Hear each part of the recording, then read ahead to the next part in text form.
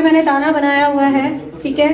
और ये बाना है जो मैं इसमें से अभी क्रॉस करूंगी। ये मेरा बाने का धागा है, ठीक है, नल की जिसको बोलते हैं। मैंने ये इसमें शटल में डाली है, इसको मैं इसके अंदर से क्रॉस करूंगी।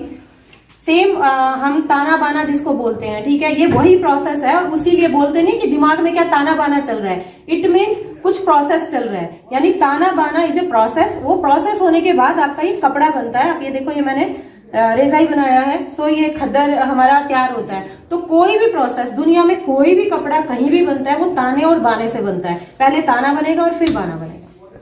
नमस्कार दोस्तों, आप देख रहे हैं हरिभूमि टीवी। आज हम एक ऐसी पर्सनैलिटी से आपको मिलवाने जा रहे हैं जो हमारे ताने बाने को जोड़ने का काम कर रही हैं। अब आप कहेंगे ताना बाना कैसे? क्योंकि जो आदमी की जो दिनचर्या है, जो मूलभूत आवश्यकता है, वो कपड़ा होता है। और जो जिसको महात्मा गांधी जी ने भी जिस पे बड़ा जोर दिया था, खादी, उसी खादी को आगे बढ़ाने का काम कर रही हैं भौर गांव की ललिता जी। और ललिता जी के पास आज हम आए हैं, उनसे पूछते हैं कि उनका पूरा कॉन्सेप्ट क्या है और कैसे ये इसको आगे ड्राइव कर रही हैं। ललिता जी, स्वागत है। नमस्कार। और मैं खादी का मैं एक तरह से कहूँ तो रिवाइवल भी कह सकती हूँ कि रिवाइवल कर रही हूँ, क्योंकि अभी जो न्यू कॉन्सेप्ट में खादी आया है उसमें हम अंबर चरखे का भी यान को एक्सेप्ट कर रहे हैं। और हैंडमेड ही है वो भी, पर मैं जो ऑथेंटिक रेज़ा होता था, जो खादी से हम एक स्टेप थोड़ा सा पीछे चले जाएँ, और हमारे यहाँ जो हरियाणा के नॉर्थ की जो कंप्लीट बेल्ट थी यहाँ बनता था, मैं उस पर काम कर रही हूँ।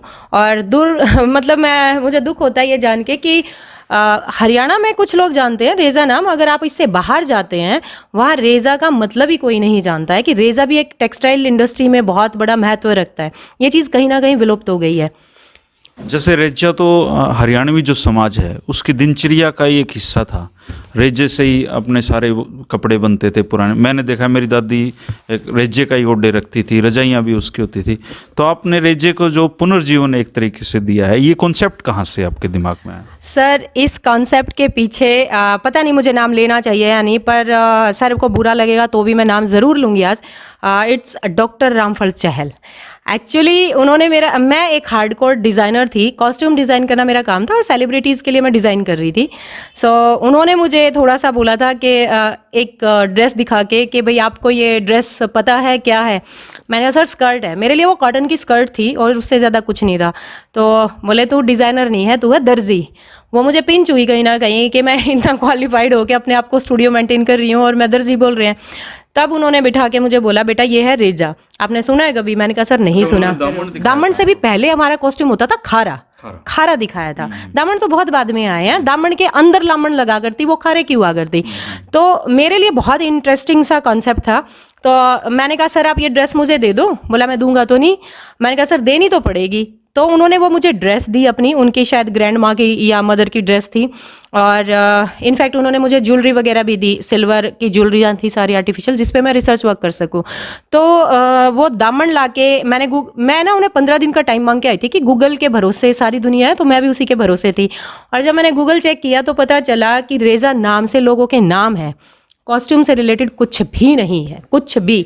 फिर मुझे लगा कि शायद ये एक लोकल चीज़ होगी कि भाई रेज़ा रख दिया होगा, जैसे चौसी बोल रहे हैं, ड्योटी बोल रहे हैं करके।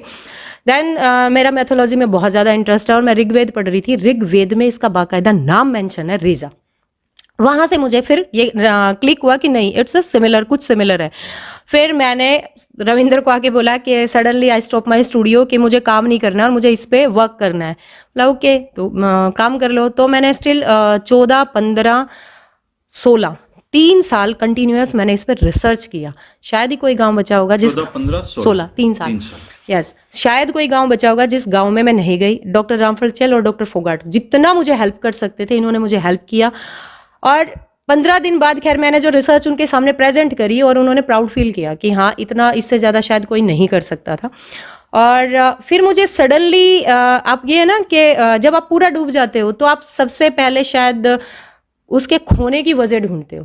हालांकि देखो, एक सात्विक सत्य है जो सनातन है, वही उसका ही विघटन होगा। ठीक है। सो रेजा सबसे पहला वस्त्र था, इंडेक्स वैली सिविलाइजेशन के टाइम से पहना जा रहा था, उससे भी पहले बना। राखीगढ़ी जो सभ्यता है उसमें रेजा पहना जाता था। बिल्कुल, मैंने डॉक्टर जब आए थे राखीगढ़ी में तो उनसे कंफर्म किया था ये बात, तो उन्होंने बोला था यस हमें कुछ कॉटन के सैंपल मिले हैं। सो हमारी ये बेल्ट होती थी ना, हिसार, रोहतक, जींद वाली बेल्ट पे हम ना देसी कपास उगाया करते। अभी तो बीटी कॉटन आ गया, तो आप कॉटन का कितना ही पहन लो, गर्मी में गर्मी ही लगेगी, ठीक है। सो देसी कॉटन का यही क्वालिटी होती थी कि आपको गर्मी नहीं लगने देता था। सो मैंने कॉटन से लेके और कपड़ा बनने तक की बहुत सारी किताबें पढ़ी। मुझे प्रैक्टिकल वे में एजुकेट किया डॉक्टर रामफल चहल ने, और एजुकेशनल वे में एजुकेट किया डॉक्टर फोगाट ने। ये दोनों लोग, डॉक्टर रणवीर फोगाट, मतलब उनका तो ये था कि कॉटन की कोई बुक भी मिल गई ना लाके कि पढ़ इसने, वो 500 पेज की किताब मैंने पढ़ी और उसका फ़ायदा हुआ, नुकसान कुछ नहीं हुआ कि आपने इतना अपने आप को अचीव करने की कोशिश की। और मैं पूरा 3 साल डूब गई थी उसमें, और फिर मैंने 2017 में न्यूयॉर्क फैशन वीक में इसको लॉन्च किया था। अच्छा, तो 2017 में आप सीधा फिर बोहर गांव से न्यूयॉर्क पहुंच गए? जी, मैं उससे पहले भी बेंगलोर फैशन, क्योंकि मैं बता ही चुकी हूँ मैं सेलिब्रिटी डिज़ाइनर्स में रही हूँ, तो उससे पहले भी वो सब चल ही रहा था। पर पहले क्या होता था, हम प्योर पे काम करते थे, प्योर जॉर्जेट और ये सारा। पर फिर मेरे को पूरा कीड़ा हो गया था कि मुझे इसको एक अच्छी, क्योंकि हमारे यहाँ ना हम लोग बहुत फंसी माइंड है कि चीज़ें विदेश से घूम के आती है ना, हम एक्सेप्ट कर लेते हैं। जैसे योगा घूम के आया, हमने एक्सेप्ट कर लिया, पर हमारे पूर्वज योगा कर रहे हैं वो हमने आज तक एक्सेप्ट तब तक नहीं करा था जब तक एक विदेशी ने आके हमें सिखाना शुरू नहीं किया। थैंक गॉड कि रामदेव जी ने सिखाया, तो पर जितनी हाइप पे विदेशी ले गए हम नहीं ले जा सकते। तो सेम कॉन्सेप्ट मेरा गारमेंट को लेके था कि मैं यहाँ रेजा, मैंने यहाँ लोगों को दिया, सर्वे मांगा और फीडबैक मांगा। लोगों ने अच्छा यो हमने इतनी मुश्किल आता था, दादी नानी ने छोड़ा था तो दोबारा पर आओगी, इसमें तो ढेरे चाल जा थे, ठीक है। कभी उन्होंने ये नहीं देखा कि तुम जिस चीज को 1 महीना नहीं धोते हो उसमें ढेरे चल गए पर तुम्हें स्किन एलर्जी नहीं हुई, ये नोटिस नहीं किया उन्होंने, ये छोटी छोटी चीजें। तो ये कहीं ना कहीं उन्होंने नेग्लेक्ट करके फेंक दिया। ललिता जी, ये रेजा तो गायब ही हो गया था। ये जो 30 साल हैं, पिछले 30 साल, इन्हें रेजा हमारे समाज से गायब कर दिया। क्योंकि मेरी जब 37 की एज है, मैंने रेजा पहना हुआ है। मेरे बचपन में मेरे दादा रेजा ला के देते थे। तो इन जो 30 साल हैं, इस 30 साल में रेजा बनाने के जितने इक्विपमेंट्स थे गाँव में, जुलाहे थे, वो तो ख़त्म ही हो गए। तो आपने ये कैसे जोड़ा, ये चीज़ें, ये खड्डी वड्डी कहाँ से ले आए आप? देखिए, जैसे मैंने बताया कि मैंने रिसर्च वर्क 3 साल किया। मैं जहाँ जहाँ गई, जिन जिन के पास वो बंद पड़ा था, मैंने सबका सामान परचेज किया। पहले तो उनको रिक्वेस्ट की कि आप मेरे लिए काम करो और मैं आपको इतना काम ज़रूर दूंगी कि आप खाली नहीं बैठोगे, भूखे नहीं मरोगे। पर वो इंटरेस्टेड ही नहीं थे, क्योंकि दिमाग से फिक्स था ना कि बार्टर सिस्टम में काम किया था, कोई कितने पैसे दे देगा, हम सर्वाइव कर पाएंगे। क्योंकि नो डाउट मजदूरी करके 500 रुपये मिल जाएंगे, 800 मिल जाएंगे, और लूम पे उतना ज़्यादा नहीं मिल रहा था। पर मैंने कहा तुम सेल करोगे तो महम में जैसे पूरा एक यूनिट होता, महम तो हब होता था रेजा बनाने का जी। महम से फिर 20-25 लूम जो भी मिले हमने वो परचेज किए, वॉप मशीन परचेज की, क्योंकि मेरा कॉन्सेप्ट ये था कि मैं उतनी ही पुरानी मशीनों पे काम करूं। तो मेरे पास 70-80 साल पुरानी मशीनें हैं जिन पे मैं काम कर रही हूँ। हालांकि अभी मैंने न्यू कॉन्सेप्ट डेवलप किए हैं, तो छोटी छोटी मशीनें हमने तैयार की हैं ताकि अपकमिंग जो एजुकेशन पॉलिसी में चेंज हो रहे हैं, तो हम जो यंग ब्लड है मेरे बाद भी लोग बनाना सीखें। तो वो भी मैंने उस हिसाब से एक बहुत छोटी छोटी मशीनें भी तैयार करवाई हैं। पर मेरे पास पुरानी मशीनें हैं, पुराने इक्विपमेंट्स हैं, पर कोई भी पुराना लोग काम करने के लिए इंटरेस्टेड नहीं हुए, क्योंकि जो काम जानते थे हरियाणा में उन्होंने वो या तो रहे नहीं या तो बुजुर्ग बहुत थे, और आगे की जो पीढ़ी थी उन्होंने उस काम को एक्सेप्ट नहीं किया, अडॉप्ट ही नहीं किया। तो मैं यूपी से 2-3 बंदों को लेके आई और फिर ऐसे का मज़ा नहीं आ रहा था। उसके बाद फिर मैं बाकायदा यूपी में जाके और मैं खुद सीखा। आज मैं 6 ललिता जी, फिर जैसे आपने रेजा पे काम शुरू किया, आपने इसके ग्राहक भी ढूंढे हैं, तो ये जेल में कहाँ चले गए? वहाँ तो अपराधी जाते हैं। सॉरी, एक्चुअली ये भी बहुत, मैंने बताया ना कि मैं ऋग्वेद पढ़ रही थी, तो ऋग्वेद में लिखा गया था कि ये कपड़ा सजा याफ्ता लोगों से बनवाना चाहिए, ठीक है। अब उसे के पीछे का क्या कॉन्सेप्ट था उसमें तो मैं घुसी नहीं कि भाई ऋषि मुनि ने लिखा है। ये ऋग्वेद में लिखा हुआ है? बिल्कुल लिखा हुआ है, आप ऋग्वेद पढ़िए। हम अगर अपनी एक एक किताब, एक एक वेद, मतलब 4 वेद और 18 पुराण और उपनिषद हम पढ़ लेना, हमें जीने का तरीका समझ में आ जाएगा कि एक्चुअल में क्या था। हमें कहीं नहीं लिखा हुआ हमारे किताब वेद में कि भगवान को करो नहीं करो, दूध चढ़ाओ घी चढ़ाओ। सिंपली एक लिविंग थिंग कैसे होती है वो लिखा हुआ है। सो ऋग्वेद में जो मैंने पढ़ा, सो ऋग्वेद में ही था कि सजा याफ्ता लोगों से बनवाना चाहिए। अब दिमाग में वही कीड़ा था। मैं जेल में गई, बाय चांस उस दिन डीजी आए हुए थे, मैंने पूरा एक प्रपोजल उनके सामने रखा, ठीक है। सो सर ने बोला कि देख लो, आप महिला हो, कर पाओगी? मैंने कहा सर मैं कर लूँगी, वो मेरा कॉन्फिडेंस है। बोला फीमेल के साथ कर लो। मैंने कहा फीमेल लूम नहीं चला पाएंगे क्योंकि उतना स्ट्रेंथ चाहिए बाजुओं के लिए। तो बोला ठीक है, फैक्ट्री आप स्टार्ट करो और पूरे हरियाणा में करो। जब उन्होंने मेरा कॉन्फिडेंस देखा तो बोले पूरे हरियाणा में करो। मैंने कहा सर पहले सिर्फ रोहतक जेल में ही करेंगे हम। और रोहतक जेल में जो गारमेंट्स बने थे, फैब्रिक बने थे, इट्स नॉट गारमेंट्स, जो फैब्रिक डेवलप हुआ था उसको फिर मैंने मेडिकेटेड डाई में डाई किया और न्यूयॉर्क फैशन वीक में फिर हमने लॉन्च किए। वो वहाँ से ही शुरुआत हुई थी। इनफैक्ट न्यूयॉर्क के टाइम स्क्वायर पे वो वीडियो भी चला था इनका काम करते हुए का। और मेरी सिस्टर ने वहाँ प्रेजेंट किया था, इन रूट्स के नाम से वहाँ पे चला रही है। सो उसको वहाँ पे न्यूयॉर्क सीनेट ने अवार्ड भी दिया था, क्योंकि इट्स अ न्यू कॉन्सेप्ट कि आप। फिर बाद में मुझे समझ में आया कि वो क्यों लिखा गया था ऋग्वेद में। मैं जब पहली दफ़ा गई, 3-4 यंग से बच्चे थे, उन्होंने बोला मैडम हम तो भाग जाएंगे, मेरी तो जमानत होने वाली है। आ तो गए। मैंने कहा कोई बात नहीं, भाग जाना, पर काम तो शुरू करो। 1 महीने कंटिन्यूअस करने के बाद उनकी जमानत होने के बावजूद भी वो बाहर नहीं गए। भागना तो बहुत दूर की बात था। मतलब जब आप किसी भी खड्डी पे काम करते हो तो आपका थॉट प्रोसेस चेंज होता है। इसलिए लिखा गया था कि भाई सजा याफ्ता लोगों से। गुजरात में चले जाओ आप, छोटे से बच्चे को स्कूल में चरखा दे देते हैं। उनका चरखा एक अलग डिजाइन का होता है, सूटकेस टाइप का। मेरे पास वो रखा हुआ है, वो भी है। हाँ जी। तो एक पीरियड होता है सरकारी स्कूल में कि आपको काटना ही काटना है, ठीक है। क्यों? क्योंकि आपका थॉट प्रोसेस चेंज हो रहा है, मेडिटेशन हो रहा है। बिल्कुल, आप बच्चे को बोलो मेडिटेशन कर ले, उसे नहीं पता कि मुझे क्या करना है, बट वो काट रहा है। इस पे तो हरियाणा में काफी लोकगीत भी बने हैं, बहुत लोग और मैंने खुद भी जब दादी के पास बैठते थे, खुद चरखा काता है, मुझे पता है इसका कि इसमें मेडिटेशन की एक प्रक्रिया है। ये भी बिल्कुल आपका ध्यान हटा। अब एग्जैक्टली वही है ना, आप बोलते हैं ना ताना बाना, तो आप ताना बना रहे होते हैं। ताना बाना की आप एक बेस तैयार कर रहे हो चरखे पे। जब खड्डी पे वो जाता है तो डेफिनेटली वो ताना और बाने का प्रोसेस, अगर आपके दिमाग में कुछ भी चल रहा है, आपका धागा टूट जाएगा। और ये मेरा प्रैक्टिकल है कि धागा टूट जाता है और चारों तरफ कुछ भी आपके हो रहा है, आपको कुछ नहीं सुनता, आपको उस खड्डी की खट खट खट सिर्फ ये सुनाई देती है। आप सोचो कितना स्ट्रॉन्ग मेडिटेशन होता है। मुझे खुद इतना गुस्सा आता था, मैं बहुत शॉर्ट टेम्पर थी, किसी से भी बिना बात भी उलझ जाया करती। पिछले 4 साल में ना मुझे गुस्सा दिलवाना पड़ता है, आता नहीं है। तो इस रेजे को लेके आप कितनी कंट्रीज में जा चुकी हैं? मैं लगभग 20 कंट्रीज़ में प्रेजेंट कर चुकी हूँ, एग्जीबिशंस के थ्रू, फैशन शो के थ्रू, और बायर भी हैं।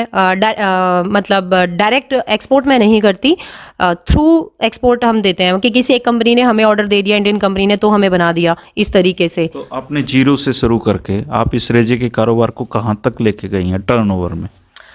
बहुत ज़्यादा नहीं लेके गई हूँ क्योंकि ये इतना स्लो प्रोसेस है कि आप यहाँ करोड़ नहीं कमा सकते। करोड़ आप जब कमाओगे ना तो प्योरिटी में मिलावट ही करनी पड़ेगी। जहाँ तक कि क्योंकि देखो, एक साड़ी बनने में 25 दिन का प्रोसेस है, ठीक है। आपका ऑर्डर 10,000 का आ गया, अब तो सारी ज़िंदगी वो साड़ी ही बनाते रहोगे, कुछ करोगे ही नहीं, ठीक है। तो मेरा वो कॉन्सेप्ट नहीं था। मेरा कॉन्सेप्ट क्या था कि क्योंकि मैं फाइनेंशियली स्ट्रांग थी तो मैं अपना इन्वेस्ट कर सकती थी, तो वो दिमाग में कभी नहीं आया कि मुझे बहुत ज़्यादा अर्निंग करनी है। इसका मतलब तो ये हो गया कि हरियाणा में अगर 500 ललिता भी हों तब भी कम है, 5,000 भी कम है। मैं आपको बताती हूँ, मेरा ये मैं यहाँ स्टार्ट करना चाह रही थी, यहाँ स्टार्ट नहीं कर पाई मैं क्योंकि वीवर नहीं मिले मुझे। और ले दे के 15 वीवर हैं, रजिस्टर्ड वीवर, उन 15 को भी मैंने ट्रेंड किया हुआ है और 15 में से 5 मेरे फैमिली मेम्बर ही हैं, ठीक है।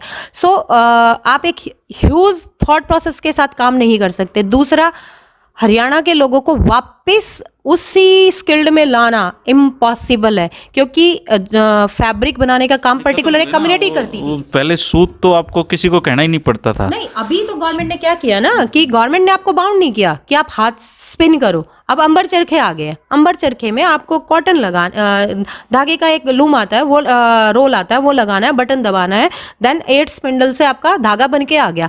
उतना भी करने को तैयार नहीं है। क्यों? कहीं ना कहीं आई थिंक दिमाग में ये है कि वो कम्युनिटी काम करती थी, हम क्यों करें। शायद मे बी मैं गलत हूँ, बट लोग उस प्रोसेस पे वापस बहुत कम आना चाहते हैं। और सबसे बड़ी दुखदाई बात ये है कि हरियाणा में ही हमारे पास टेक्सटाइल डिपार्टमेंट नहीं है, ठीक है। रेजा नेशनल लेवल पे भी कोई नहीं जानता है, जबकि आप ये देखो सबसे प्राचीन जिसको बोलते हैं वो एक कपड़ा है। आप सोचो, रामायण आपने पढ़ी होगी, सबने पढ़ी है तकरीबन। रामायण में अनुसुईया माता सीता को एक कपड़ा देते हुए कहती हैं कि ये लो, ये आपको गर्मी में ठंडा रखेगा, सर्दी में गर्म, और ये गंदा भी नहीं होगा, ठीक है, इट्स ए रेजा, नाम चाहे कुछ भी हो, क्योंकि वो नेचुरल फाइबर था। ठीक है, उस टाइम पे कॉटन कल्टीवेट होता था, नेचुरल फाइबर था, नॉन प्रोसेस तरीके से बना गया था, खड्डी पे बना गया था, पोर ओपन थे, दैट्स वाई उसने वहां पे काम किया। रेजा आज भी गंदा नहीं होता, रेजा आज भी रिंकल फ्री है, मतलब आप उसको कितना रिंकल करो, हाथ से सीधा करो, वो फ्री हो जाता है। ललिता जी, क्या आप अपनी रेजे की इस यात्रा से संतुष्ट हैं?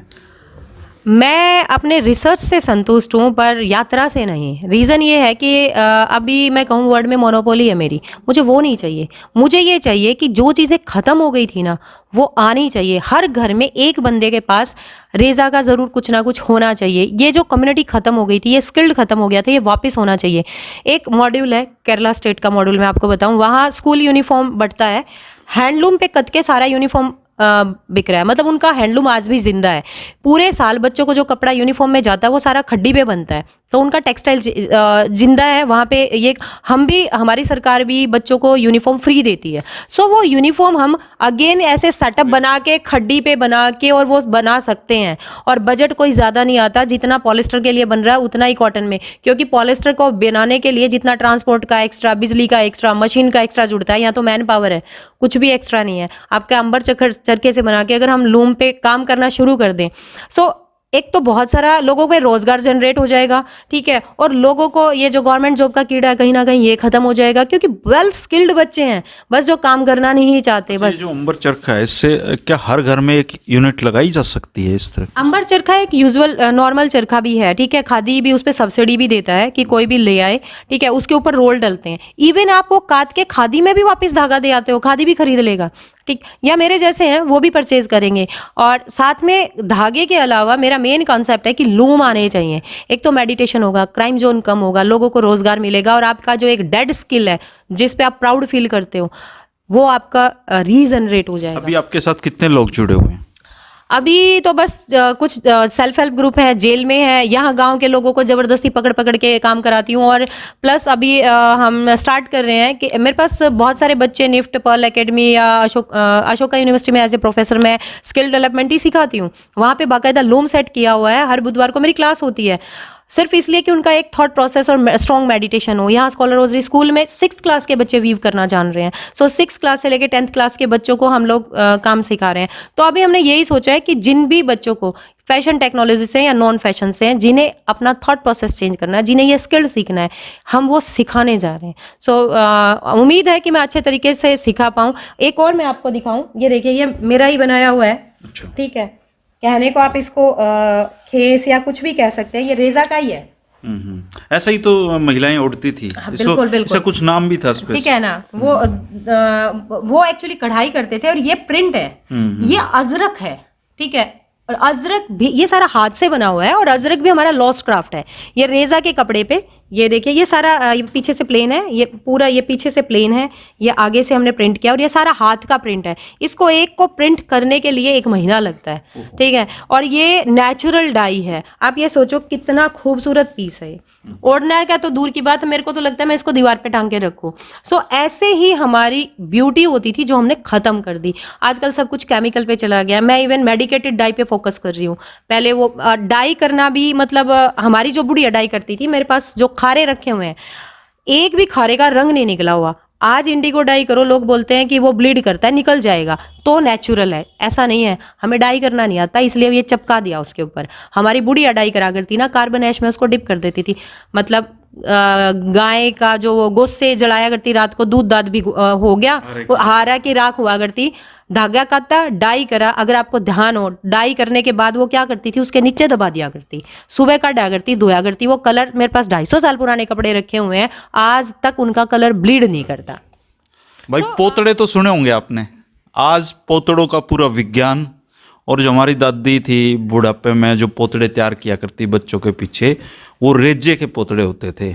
और संयोग से इसका पूरा जो विज्ञान है और इसको बनाने की जो प्रक्रिया है, आज हमें एक बहन मिली हैं ललिता जी, उनसे हम पूछेंगे कि पोतड़ों का क्या विज्ञान है और ये कैसे तैयार होते थे और उनके क्या मतलब होते थे। ललिता जी, पोतड़ों के पीछे क्या विज्ञान है? देखिए, वही कहूँगी कि रेज़ा फैब्रिक होता था, नेचुरल फाइबर है, बच्चा किसी भी मौसम में पैदा हो सकता है, तो उसका बॉडी टेम्परेचर मेंटेन रखने के लिए हम पोतड़े बनाया करते, पोतड़ा सॉर्ट ऑफ आज का फैशन का टॉवल। ठीक है, आप देखो आज के टाइम पे बच्चे पैदा होते ही ज़्यादा NICU में जाते हैं, उस टाइम पे नहीं जाते थे। तो उस पुराने जमाने के जो पोतड़े थे वो दिखाएंगे आप हैं? हाँ जी, मैं बिल्कुल आपको दिखाऊंगी। ये देखिए मैंने संभाले हुए हैं, ये रेजा का है जी। और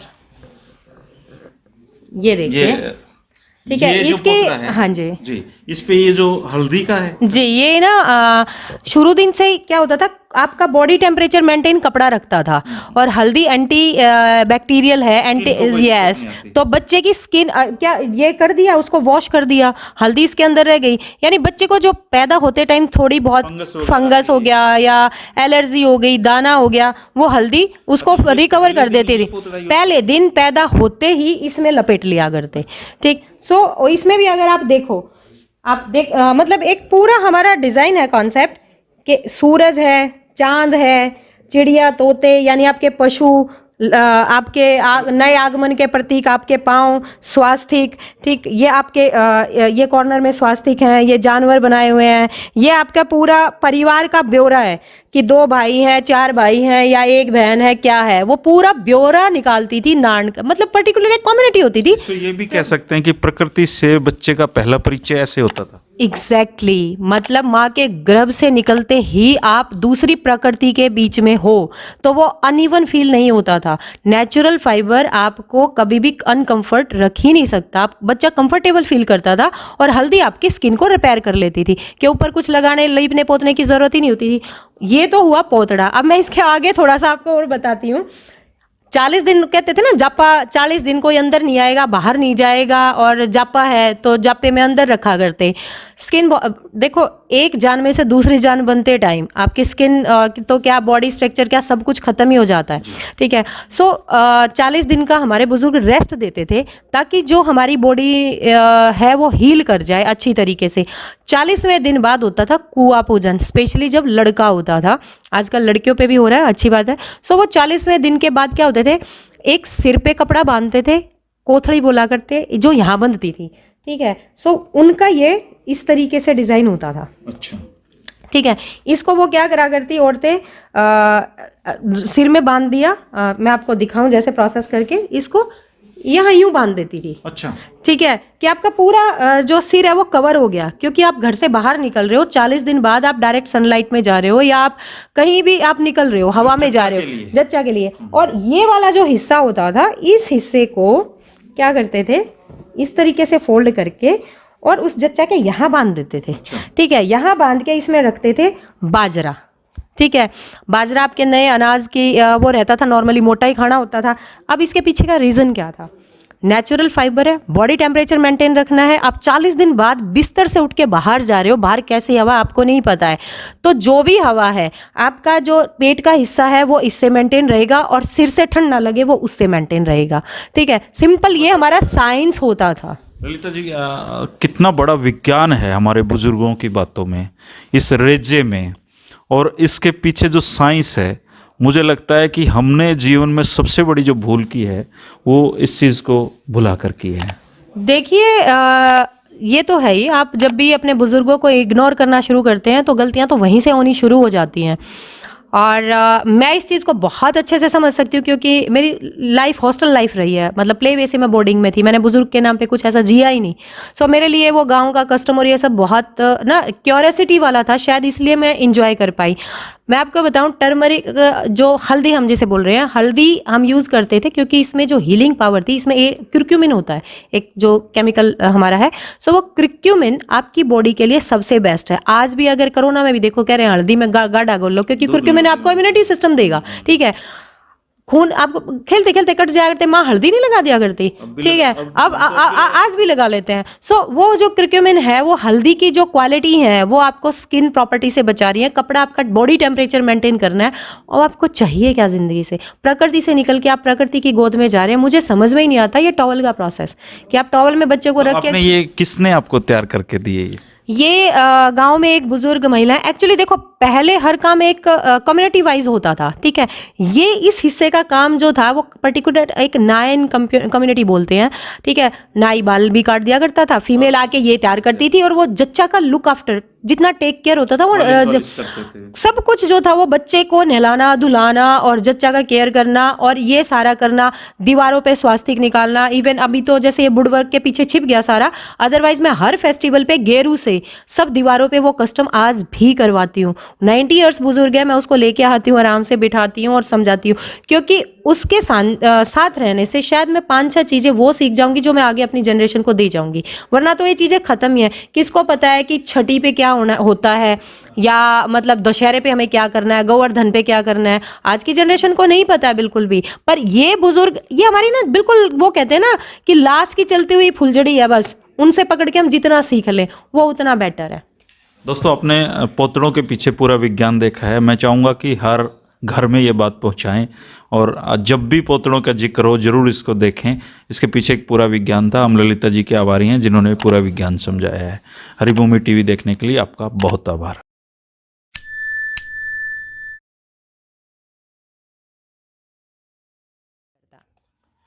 हमने चीज़ों को ख़त्म कर लिया अपना एक भागम दौड़ की ज़िंदगी में। दोस्तों, हम तरह तरह के इंटरव्यूज मैं करता रहता हूँ, लेकिन सच में ललिता जी का काम बहुत अच्छा है। और इन्होंने आज मेरी दादी को मुझे याद दिला दिया, क्योंकि ये जो रेजा है, असल में मेरा बचपन इसमें गुजरा है, लेकिन मुझे अफसोस इस बात का रहेगा कि जो मेरे बच्चे हैं उनके बचपन से रेजा गायब है। ललिता जी मेरे बच्चों को और आने वाली सारी नस्लों को इस रेजा से परिचित करवा रही हैं। आप इनको सपोर्ट करें, रेजा खरीदें, और सबसे बड़ी बात है कि चरखे को फिर से घर पे लेके आएं। एग्जैक्टली अगर आप मतलब मैंने तो लूम इतने छोटे बना दिए हैं कि आप अपने घर में लूम भी रख सकते हैं, ठीक है। अगर आप लूम नहीं रख सकते तो एटलीस्ट एक चरखे पे काम तो ज़रूर करना सीखें, कम से कम अपनी हेल्थ के लिए। कम से जो फालतू की बकवास बातें दिमाग में आती हैं वो खत्म हो जाएंगी, आपका मेडिटेशन होगा, आपकी न्यू जनरेशन कुछ अच्छा अचीव करेगी, सीखेगी। ललिता जी की कहानी को शेयर करें, और मैं चाहूँगा कि ये बात प्रधानमंत्री नरेंद्र मोदी जी तक और जितने भी प्रदेशों के मुख्यमंत्री हैं उन तक जानी चाहिए कि जो ड्रेस है स्कूलों में आप बच्चों को उसके पैसे देते हैं, उसकी बजाय रेजे को प्रमोट करें। ये उनके हेल्थ के लिए भी अच्छा है और हमारे हरियाणा और देश की हेल्थ के लिए भी अच्छा है। एक्चुअली नेचुरल फाइबर है, नॉन प्रोसेस तरीके से बनता है, टेम्परेचर आपका मेंटेन करके रखता है। आप सर्दी में पहनोगे गर्म रहोगे, गर्मी में पहनोगे ठंडे रहोगे। आपको याद होगा बच्चे पैदा हुआ करते पोतड़े में रखा करते, याद होगा आपको। उसके पीछे प्रोसेस ये था कि पोतड़ा बच्चा पैदा होते उसका टेम्परेचर मेंटेन कर देता था। सो उसी पोतड़े को रिफाइन करके हमने रेजा के फैब्रिक तैयार किए हैं। इसी रेजे का ऋग्वेद में भी जिक्र मिलता है। आप कमेंट पोथी में है जी, गरीबदास की पोथी में, और बाकायदा रेजा नाम से ही है। आप इस पे जरूर कमेंट करें और ललिता जी की कहानी को पूरी दुनिया में आगे लेके जाएं। शुक्रिया दोस्तों।